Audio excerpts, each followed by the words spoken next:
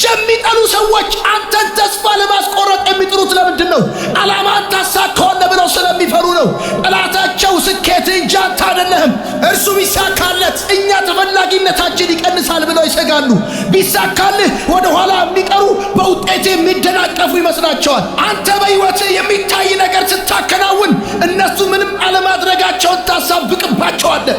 በራስ አለመተማመናቸው ብርድ ይለቅባቸዋል። ባዶነታቸው ይጮህባቸዋል። ታዲያ እንደነዚህ አይነት ሰዎችን ለመስማት ጆሮን ከሰጣቸው ወደ ራሳቸው ደረጃ እንዲያወርዱ ትፈቅድላቸዋለህ። ሁሉም ሰዎች አስተያየት አላቸው። በተለይ ራዕይ የሌላቸው ሰዎች በልዩ ልዩ አስተያየት የተጠቀጠቁ ናቸው። አይሆንም መባልን አትፍራ። ህልምን በፍጹም ለሚጠሉ ሰዎች አሳልፈህ አትስጥ። የራሳቸውን ሕይወት ዓላማ ማሳካት ለተሳናቸው ልብህን አትክፈት። አንተ ውስጥ ያለውን ድምፅ ስማ። የእግዚአብሔርን ቃል ስማ። ለዓይንህ መከለያ አድርግለት። የሚጠሉ ሰዎች ካንተ ይልቅ ተሳክቶላቸው አይተህ ታውቃለህ?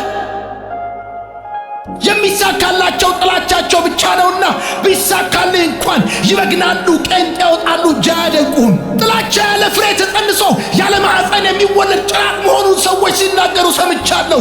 የሚተቹን ሰዎች ተዋቸው።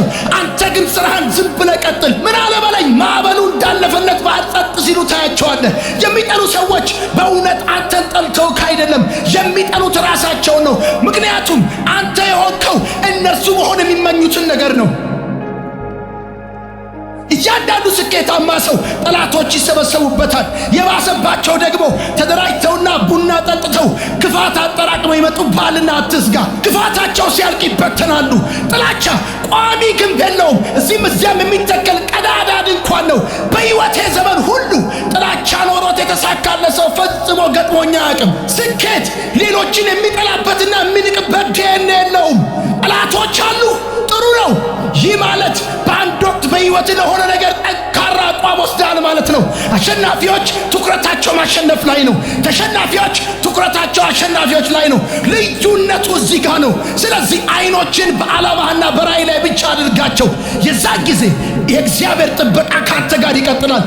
ምክንያቱም በመነሻ ውስጥ ጥላቻ፣ ስስትና ንቀት የለበትምና። የራሳቸውን ህልም ማሳካት የተሳናቸው ያንተን ህልም እንዳያስጥሉ ተጠንቀቅ። ህልማቸውን ዋጋ ከፍለው ለማሳካት በሚፈሩ ሰዎች ምክንያት አንተ ከመንገድ ልትስት አይገባም። ተስፋ የሚያስቆርጡ ቤተሰቦችህና ጓደኞችህ ጭምር እንጂ ጠላቶችህና የሚጠሉ ሰዎችን ብቻ አይደለም። እግዚአብሔር ላሳየ ነገር ወስን።